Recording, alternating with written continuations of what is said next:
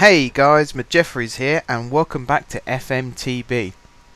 And again, like with every episode so far, I have forgotten what we did in the last episode. I think we played against Bradford, if I remember rightly, and we beat them. I think it was 1-0 or 2-0 or 2-1 or something like that. Today, we are playing Brentford.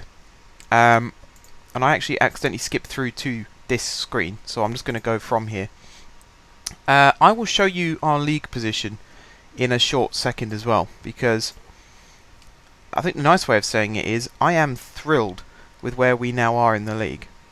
I think we're in a very, very, very good position. In fact, you can see there where we are. We are third in the league, and like I said, I'm absolutely thrilled with that. We had a real turnaround of results. Just kept winning, grabbing little draws whenever it was a bit too difficult. We beat Derby 2-1 in our last match. We came from 1-0 down to win 2-1 with 2 goals from Islamovic. And, you know, I couldn't ask for a better performance from the team. Everybody has been playing superbly well. You see I've gone for the 4-4-2 diamond formation again, which I think is actually the most effective formation for this system. Particularly the style of play when you come up against bigger teams. Like, I'm not 100% sure where Brentford are in the league, but I think in terms of status they are a bigger team than us, so we really need to respect that, show that we're not taking the mickey, and put out our strongest possible team and try and counteract everything they throw at us. Who's better, Santangelo or Blackman? It is Blackman, okay. So he'll go on the bench. We'll have McLaughlin on the bench. We will have Giverin on the bench. I don't know whether it's Giverin or Giverin. I actually don't know. I've probably been pronouncing it wrong the whole time, and there's someone out there furiously smashing the keyboard trying to tell me how it's actually pronounced. If that is the case, then I do apologise. I'm liking this as our lineup though. So starting lineup is Hamer, Hurst, Roberts, Webster, Hughes, Laterwood, Musa, Forster-Caskey, Lawrence, Islamovic and Rossi. And then our bench is Blackman, McLaughlin, Giverin, O'Connor, Ford, Laukovic and Nimley. Yeah, I'm happy with that. It's something new I've been experimenting with. Again, I did this in You Don't Win Anything with Kids. Playing Forster-Caskey on the left-hand side of the midfield, because he's not actually a bad winger. He can put some decent balls into the box. I forgot to show you the league table. I'll have to show you it once we kick off. If we win this match and Derby don't win theirs, we actually finish second and get automatic promotion, which I'm just trying to think of a really nice way of saying it. That would be the best possible achievement I think I've ever had on this game. I've done things in the past, like taken Portsmouth from League 2 up to the Premiership and even into Europe. I've taken Whitehawk from Skrill South into the Football League, into League 2. But I think with the budget that we had and the restrictions that we had in terms of coaching and everything like that, to finish in the top 2 of League 1 would be the biggest achievement ever. Most of my signings have been free transfers, if not all of them. I think Ashton was the only player recently that I can remember buying. And we've been very shrewd in the loan market as well. And now we're 1-0 up against Brentford as well, with our, not just our signing of the season, but I reckon the league's signing of the season as well, Karim Rossi. Free transfer, and he's our top scorer.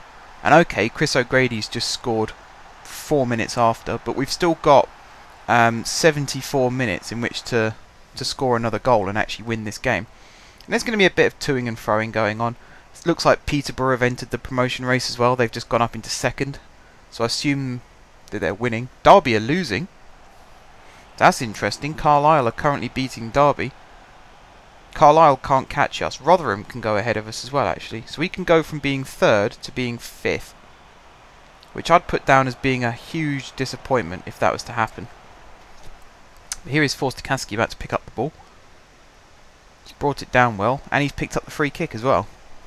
That was risky, I'd say, from Forster-Caskey, because if he'd lost the ball there through a fair challenge, we could have been in a bit of trouble. Luckily, though, he was fouled. We're at half-time already. Crikey. These matches are flying by right now. That is half time. Blimey. Right. I'm going to be assertive. Go out there and express yourselves. Come on, boys. Let's win this. All we need is one more goal and then a clean sheet in the second half. And we will win. Peterborough have gone back below us. Derby are back above us. Does that mean that they've equalised? Oh no, they stayed where they were because they were already on 80, weren't they? Oh, that was close. And there's Webster. Thank you, Mr. Webster. Another free transfer signing. And he's just scored only his second goal of the season, but it's enough to put us back in the automatic promotion spot. Who hit that free kick? Was it? It was Forster-Caskey. What a free kick this was. Roberts with the flicked header. Came back off the post and Webster just had to tap it in, basically. Made that very, very easy for himself. Really good ball in from Forster-Caskey, though. And there's Musa with the corner. Back to Blimey. Yeah, I've seen Mark Roberts play football for, I think it's the last 6 or 7 years now. Maybe not quite that much, 5-6 years. And I don't think I've ever seen him hit a shot like that before. That is a very, very good finish. And that puts us 3-1 up against Brentford, who... That's with his left foot as well. Robbo's right-footed. That's unbelievably well hit. I think even he'd be surprised if he scored one like that. And that puts us in a very, very comfortable position now. I'm hoping that Carlisle can make it 2-0 in their game. So I'd feel a bit edgy. In fact, I'd be very, very edgy if Derby equalised because they'd go ahead of us on goal difference. And that would be very, very cruel if they snatched it from us on goal difference. That would be very, very cruel. Here is Islamovic though, and that's 4-1. That is a fantastic goal. That's one of the goals of the season, I'd say. And that actually helps our goal difference. We are 5 behind in goals scored, and we're 3 worse off in goals against. That's an 8-goal swing. So I don't think that's actually going to happen in this game. But as long as we keep scoring, especially good-looking goals like that, we have no reason to worry in this match. We've done our bit. We've won our game. Peterborough are now losing. So that puts them behind in the race. Gillingham have taken a 2-1 lead. That's Hughes virtually clearing off the line there. Moose has missed his header. Need to keep them out of our box. No way was that a foul. No way was that a foul from Webster. I'm not believing that for 1 second. Roberts is certainly fighting the case as well. This is actually Mark Roberts' last game for Fleetwood. Those of you who've been watching this, you'll know that he's on his way to Rangers. Wow, that was a good save from Hamer. That's why he's in the team. He's good enough to play in the Championship for us next season as well, so we don't need to worry about replacing him. Not for a long time. In fact, I think most of our team are good enough to play in the Championship. That's why I was so eager to bring these players in, especially Lawrence and Musa, and even Lalkovic. Now we've got strikers up front like Islamovic and Rossi as well, with Nimley on the bench, and we might try and bring in Koulibaly again. But yes, sorry, I was talking about bad news.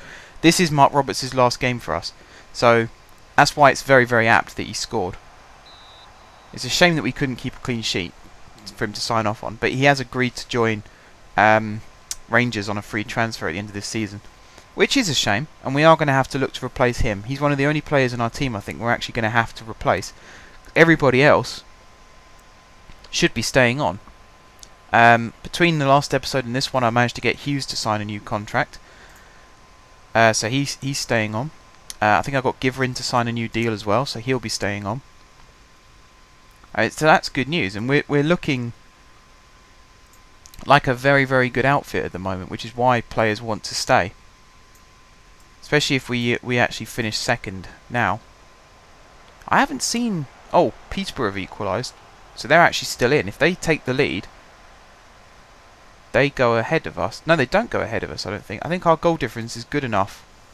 As long as it's not the same, because they'll definitely go ahead of us in terms of goals scored. That's why I want to keep this match at least 4-1, if not 5-1. I haven't seen any sign of Derby getting back into their match, though. And we're basically at the end of ours. So if it stays like this, that is full time. Fantastic. Does that mean we've won promotion? Oh, do you know what, guys? I think we have. I think we have as well. That is sensational if we've managed to do that. Let me go into the fixtures list a second. So the last match we played was against Bradford, wasn't it? There. Look at our results since. We won against Shrewsbury with a goal from Islamovic. We won against Carlisle with goals from Rossi, Laterwood and Lawrence. Drew with Bristol City. That's the small blip on the radar. That's why we ended up having to win this last game.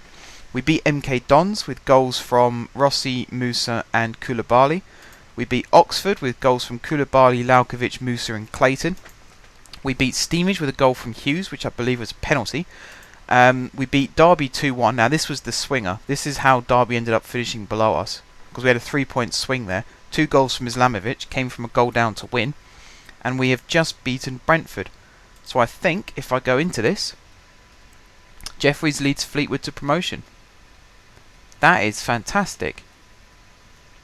Right, I'm actually going to do something that I don't normally do, and I'm going to save the game on camera, because my desktop does have a habit of crashing or freezing or little things like that, and I am not losing this, because this is a shining moment in my Football Manager career.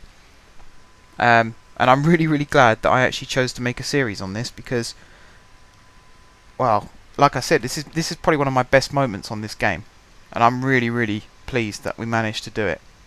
If we actually look at the final table, it's Derby, Peterborough, Rotherham and Oxford who are in the playoffs. Rotherham, incidentally, were the team that signed Scott Allen from under our noses, and within 2 weeks of playing he had I think it was an ankle ligament injury and was out for 7 weeks.